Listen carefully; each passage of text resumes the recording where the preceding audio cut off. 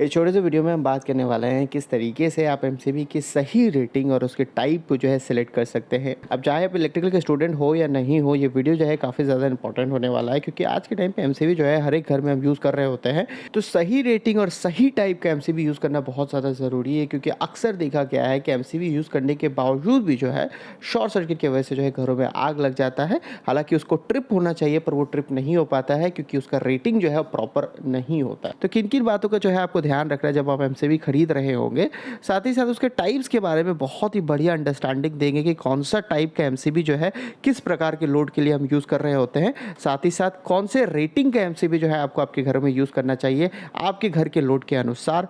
तो अगर आपको ये सारी बातें जानना है तो इस वीडियो को देखते रहिए। आपको कुछ नहीं है तो क्या, बहुत कुछ सीखने मिलने वाला है। तो जैसा कि हमने आपको पहले ही बताया है कि जो एमसीबी है वो आपको दो प्रकार का प्रोटेक्शन प्रोवाइड कर रहा होता है। एक को हम कहते हैं शॉर्ट सर्किट, यानी कि जब फेज और न्यूट्रल वायर आपस में कांटेक्ट में आ जाते हैं, टच हो जाता है, तो इस दौरान जो है बहुत कम समय में बहुत ज़्यादा करंट फ्लो होता है। अब ये जो हाई करंट है ये आपके इलेक्ट्रिकल सर्किट को डैमेज कर सकता है। तो इसी वजह से ये जो एमसीबी है वो ऑटोमेटिकली ट्रिप करता है, सर्किट को ब्रेक करता है, करंट के बहाव को रोक देता है। अब दूसरा कंडीशन होता है ओवरलोड। जब ओवरलोड की कंडीशन होती है, यानी कि ज़रूरत से ज़्यादा लोड आप कनेक्ट कर देते हैं, या किसी भी फॉल्ट के कारण कोई एक पर्टिकुलर मशीन या उपकरण जो है ज़्यादा करंट खींच रहा है, 2 से 3 गुना ज़्यादा करंट अगर खींचना स्टार्ट कर देता है, तो उस वाली कंडीशन को हम ओवरलोड कंडीशन कहते हैं।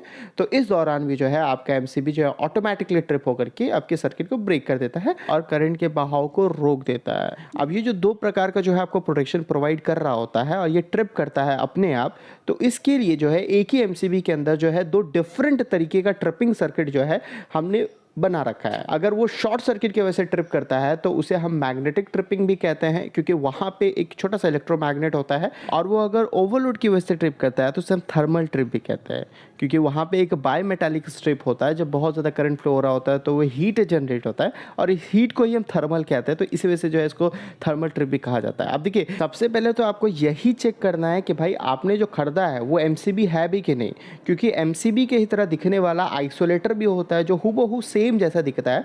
बट फर्क यहाँ पर होता है कि यहाँ पे अगर आप देखेंगे एक इलेक्ट्रिकल सर्किट डायग्राम बना हुआ रहता है, जहाँ पे ये देख पा रहे हैं ये जो स्क्वायर है ये इंडिकेट करता है कि ये थर्मल प्रोटेक्शन दे रहा है, और ये सेमी सर्कल जो है वो इंडिकेट कर रहा होता है कि ये मैग्नेटिक प्रोटेक्शन आपको दे रहा है। यानी कि सर्किट डायग्राम देख करके जो है आप आराम से जो है पता लगा सकते हैं। आइसोलेटर का अगर सर्किट डायग्राम देखेंगे तो कुछ इस प्रकार का होता है, यानी कि आराम से जो है आप इसके बीच में अंतर कर पाएंगे। और एक चीज़ मैंने अक्सर देखा है कि 2 पोल के एमसीबी के नाम पर आपको ये चीज़ भेजी जाती है। अब देखिए, ये 2 पोल का एमसीबी नहीं है।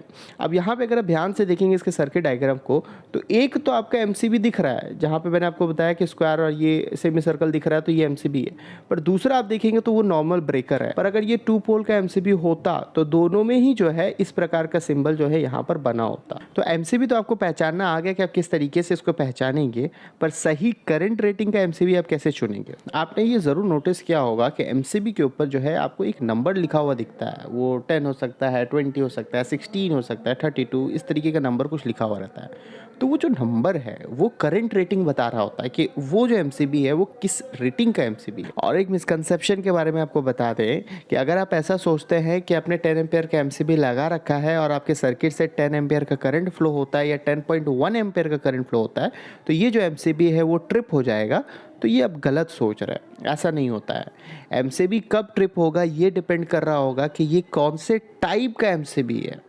एमसीबी जो है कई प्रकार के होते हैं। जनरली अपने 5 प्रकार के बारे में सुना होगा: type B, type C, type D, type K, type Z. अब ये जो डिफरेंट डिफरेंट टाइप के एमसीबी है वो डिफरेंट डिफरेंट लोड को चलाने के लिए हमने डिज़ाइन किया है। अब देखिए, टाइप बी हम वहाँ यूज़ कर रहे होंगे जहाँ पे हमारा रेजिस्टिव लोड होगा। रेजिस्टिव लोड यानी कि जो इलेक्ट्रिक हीटर्स होते हैं और पहले के टाइम पे जो इनकेंडेसेंट लैंप हम यूज़ करते थे, यानी कि वो सारे उपकरण जो डायरेक्टली बिजली को जो है हीट में कन्वर्ट करते हैं, तो ऐसे उपकरण को हम रेजिस्टिव लोड कहते हैं।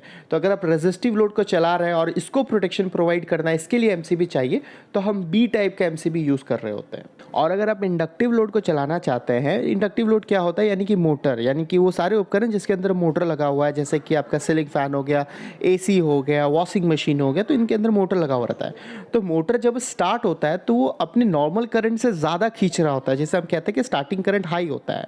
तो ऐसे उपकरण के लिए हम सी टाइप की एमसीबी एमसीबी को यूज़ कर रहे होते हैं। और अगर आपको हाईली इंडक्टिव लोड चलाना है, मतलब हाई एचपी वाला मोटर चलाना है जो जनरली इंडस्ट्रियल या कॉमर्शियली यूज़ में लिया जाता है, तो उन सब मोटर का जो स्टार्टिंग करंट होता है वो और भी ज़्यादा होता है। तो उस केस में जनरली जो है डी टाइप का एमसीबी या तो के टाइप का एमसीबी हम यूज़ कर रहे होते हैं। आप इस डी टाइप के एमसीबी को आप अपने घरों में यूज़ नहीं कर सकते, ये आपको प्रोटेक्शन नहीं दे पाएगा वहाँ पे।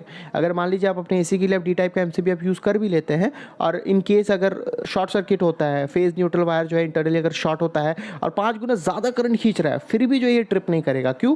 क्योंकि ये डी टाइप का एमसीबी है। इसको हमने एक तरीके से डिज़ाइन किया है कि जब 10 गुना ज़्यादा करंट अगर आपके वायर से फ्लो हो रहा होगा तभी ये ट्रिप करता है, जिसे हम ट्रिपिंग करंट कहते हैं। इसके ऊपर भी हम आएंगे कि डिफरेंट एमसीबी का अपना ट्रिपिंग करंट होता है और ऑपरेटिंग टाइम होता है कि कितने देर बाद जो है फॉल्ट के तुरंत बाद वो ट्रिप होगा। पांचवा जो है वो जेड टाइप का एमसीबी होता है। ये एक ऐसा एमसीबी होता है जिसको जनरली हम इलेक्ट्रॉनिक्स उपकरण के लिए यूज में ले रहे होते हैं, यानी कि वो सारे उपकरण, वो सारे मशीन जिसके अंदर सेमीकंडक्टर हम यूज कर रहे होते हैं। जैसे कि आज के टाइम पे अगर आप देखेंगे ज़्यादातर जो लाइट होता है वो एलईडी लाइट हम यूज कर रहे होते हैं और वो सेमीकंडक्टर बेस्ड लाइट होता है, उसके अंदर भर भर के हमने सेमीकंडक्टर यूज किया है। और अगर हम टीवी की बात करें, टेलीविजन की बात करें, तो उसके अंदर भी जो है काफ़ी सारी सेमीकंडक्टर स्विचेस यूज में ली जाती है, डायोड, ट्रांजिस्टर भर भर के यूज में लिया जाता है। तो इन सब तरीके के उपकरण को अगर आपको चलाना है तो आप Z टाइप का एमसीबी जो है यूज में ले सकते हैं। ये काफ़ी सेंसिटिव होता है, तुरंत जो है ट्रिप करता है, लेस देन 0.1 सेकंड जो है इसका ऑपरेटिंग टाइम होता है। पर इसके साथ दिक्कत ये है कि ये काफ़ी महंगा होता है आपके बी टाइप और सी टाइप के कंपैरिजन में, और इजीली जो है आपको मार्केट में मिलेगा भी नहीं। तो जनरली इसको जो है कमर्शियल इंडस्ट्रियल पर्पज़ के लिए यूज़ में ले रहे होते हैं, जहाँ पे सेमीकंडक्टर को हम यूज़ में ले रहे होते हैं, और इसके जगह जो है आप घरों में जो है बी टाइप का एमसीबी भी यूज़ में ले सकते हैं। तो ये तो आपको समझ में आया कि कितने प्रकार का एमसीबी होता है और आपको घरों में जो है किस प्रकार का एमसीबी यूज़ में लेना है। अब कितने करंट रेटिंग का एमसीबी यूज़ करना है ये कैसे पता करेंगे? तो ये डिपेंड करता है कि आप अपने घरों में कितना लोड यूज़ कर रहे होते हैं। अब यहाँ पे एक गलती हम अक्सर करते हैं, हम क्या करते हैं कि अपने घर का सारा लोड का कैलकुलेशन करते हैं, देखिए कि हाँ भैया, और एक एमसीबी जो है ना, अक्सर आपने देखा होगा 63 एम्पियर का सी टाइप का एमसीबी अपने घरों में लगा देते हैं और हम ऐसा सोचते हैं कि ये एमसीबी जो है हमारे घर का पूरा जो है लोड को प्रोटेक्ट कर रहा होगा, जब भी शॉर्ट सर्किट आएगा, ओवरलोड आएगा, ये ट्रिप करेगा। पर ऐसा ज़रूरी नहीं है, हो सकता है वो ट्रिप ना करे, और ओवरलोड की कंडीशन में तो भैया शायद ही वो ट्रिप करेगा। क्योंकि इस बात को आप समझिए कि ज़रूरी नहीं है कि जितना लोड आपने अपने घरों में लगा रखा है, जितनी भी उपकरण है, सबको एक साथ आप ऑपरेट कर रहे होंगे। अब रात के वक्त तो हम सो जाते हैं, सिर्फ फ़ैन चल रहा होता है, सब कुछ बंद रहता है, और सुबह भी ज़रूरी नहीं है कि सारा ही लोड आप चला रहे होंगे। ज़रूरत के हिसाब से जो हम चीज़ों को ऑपरेट करते हैं, कभी वॉशिंग मशीन की ज़रूरत है तो उसको चलाया, कभी मिक्सर चलाया। तो घर में भी जितने लाइट है सब एक साथ हम नहीं चला रहे, कुछ लाइट जल रहा है या कुछ फ़ैन चल रहा है। तो कहने का मतलब यही है कि ये चीज़ जो है आपको समझ में आता है कि प्रैक्टिकली ये पॉसिबल नहीं है कि घर में जितने भी उपकरण हैं, जितने भी लोड है, उस सबको जो है हम एक साथ ऑपरेट कर रहे होंगे। अब मान लीजिए कि कोई आपका लोड है, वो चलने के लिए जो है उसको 5 एम्पियर का करंट चाहिए, तो वो 5 एम्पियर करंट ले रहा था। अब किसी फॉल्ट के कारण जो है 5 की जगह वो 10 एम्पियर करंट लेने लगा। अब देखिए, इस कंडीशन को हमने क्या कहा था, हमने इसे ओवरलोड की कंडीशन कही थी। तो ओवरलोड की कंडीशन में ट्रिप करना चाहिए, बट ऐसा नहीं हुआ क्योंकि आपने जो एमसीबी लगा रखा है, एक ही लगा रखा है, वो भी 63 एम्पियर का एमसीबी लगा रखा है। तो ये 15 एम्पियर तो भैया, या 10 एम्पियर उसके लिए कुछ नहीं है। तो इसलिए आइडियली ऐसा कहा जाता है कि आपके घर में जितने भी लोड है उन सब के लिए सेपरेट जो है एमसीबी अगर आप लगा सके तो लगाए, बट इकोनॉमिकली जो है उतना ये फिजिबल नहीं है, उतने पैसे नहीं है हमारे पास। तो कम से कम जो है हर एक रूम के लिए जो है सेपरेट एमसीबी जो है आपको लगाना ही चाहिए, प्रॉपर कैलकुलेशन करके कि उस पर्टिकुलर रूम में आप कितना लोड यूज़ करने वाले हैं।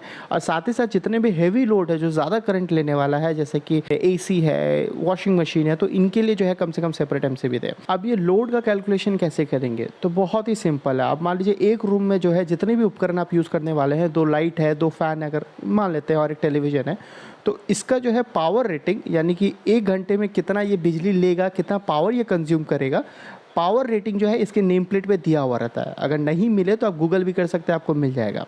और आपको करंट रेटिंग चाहिए, पावर वहाँ मेंशन है, आपको करंट चाहिए। और वोल्टेज का वैल्यू आपको पता है कि घर में अमूमन जो है 230 वोल्ट के आसपास रहता है। तो बहुत सिंपल सा कैलकुलेशन है, एक इक्वेशन है पावर का, power is equal to voltage into current cos phi होता है। अब यहाँ पे जो cos फाई है, इसे पावर फैक्टर हम कहते हैं। अब देखिए, नॉर्मली आपका घर का जो पावर फैक्टर होता है वो बहुत बढ़िया होता है। अब पावर फैक्टर डिपेंड करता है लोड के टाइप के ऊपर। तो अगर आपका रेजिस्टिव लोड है तो पावर फैक्टर 1 होगा, और अगर इंडक्टिव लोड है जैसे कि सीलिंग फैन, तो इन सब का भी जो पावर फैक्टर है उसको हम मेंटेन करके रखते हैं। वहाँ भी कैपेसिटर होता है जो उसके पावर फैक्टर को इंप्रूव कर रहा होता है। तो जनरली घरों में जितने भी इंडक्टिव लोड है उनका पावर फैक्टर बढ़िया होता है, 0.9 के ऊपर ही हम रखने की कोशिश करते हैं। तो ये पावर फैक्टर वाला जो टर्म है उसको अगर आप हटा भी देंगे, यानी कि P = VI भी सिर्फ रखते हैं, तो जो अप्रॉक्स कैलकुलेशन मिलेगा आपको वो भी बहुत हद तक आपका सही है, और उसके हिसाब से भी जो है आप कैलकुलेशन कर सकते हैं। अब मान लीजिए आपने कैलकुलेशन किया, सारा लोड का जो है करंट रेटिंग निकाला, फिर उसको जोड़ा और आपका 6.5-7 एम्पियर के आसपास आता है। तो उसके बाद वाला जो नेक्स्ट एमसीबी मार्केट में अवेलेबल है 10 एम्पियर का जो एमसीबी है वो आप अपने घरों में जो है यूज़ में ले सकते हैं। तो इस तरीके से जो है आप आपका कैलकुलेशन कर सकते हैं। टाइप का किस तरीके से सिलेक्शन करना वो मैंने आपको बता दिया। हर रूम के लिए जो है सेपरेट एमसीबी लगाना है, और एमसीबी के साथ साथ आप आरसीसी भी जो है ज़रूर लगाइएगा। आरसीसी भी क्यों लगाना चाहिए इसके ऊपर हमने ऑलरेडी सेपरेट वीडियो बना रखा है, तो आप इस वीडियो को क्लिक करके जो है आप देख सकते हैं और सारी जो ज्ञान है वो आप ले सकते हैं।